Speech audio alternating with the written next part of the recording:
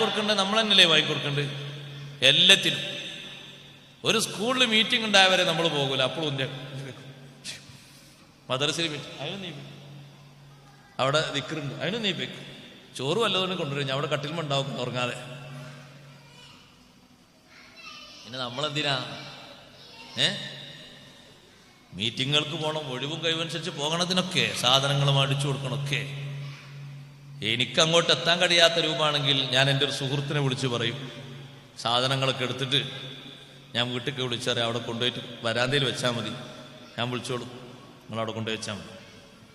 അദ്ദേഹം അവിടെ കൊണ്ടുപോയി വെക്കും. അവിടെ എത്തിയാൽ എനിക്കൊന്ന് കോൾ ചെയ്യും, ഞാൻ അങ്ങോട്ട് പോകാൻ വിളിക്കുക, സാധനങ്ങളൊക്കെ അടുത്തിൻ്റെ അടുത്ത് ഉള്ളിലേക്ക് വെക്കണം.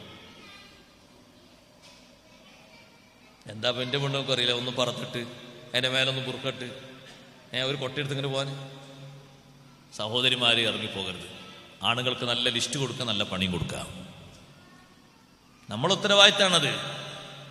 വൈകുന്നേരങ്ങളിൽ അങ്ങാടിയിൽ പോയി വീട്ടിലേക്കുള്ള സാമഗ്രികളൊക്കെ വാങ്ങിക്കൊണ്ടുവന്ന് കൊടുക്കുന്ന മഹാനായിരുന്നു ഇമാമുന ഷാഫിഈ റളിയല്ലാഹു. മഹാന്മാരൊക്കെ പരിശോധിച്ച് നോക്ക് നിങ്ങൾ, എല്ലാവരും അങ്ങനെ ചെയ്തിരുന്നത്.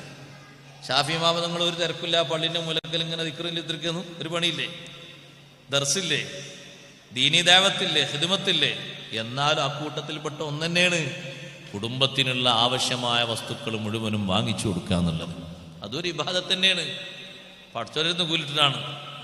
അത് നമ്മൾ മടി കാണിച്ചിട്ട് അവരിറക്കിയാൽ അത് സംബന്ധിയായിട്ട് എന്തെങ്കിലും പിഴക് സംഭവിച്ചാൽ നമുക്കാണ് അതിൻ്റെ ഭാരം വരിക. അത് നല്ലോണം കരുതലോടെ ശ്രദ്ധിക്കണം, സൂക്ഷിക്കണം, എല്ലാവരും ശ്രദ്ധിക്കണം. സഹോദരിമാരെ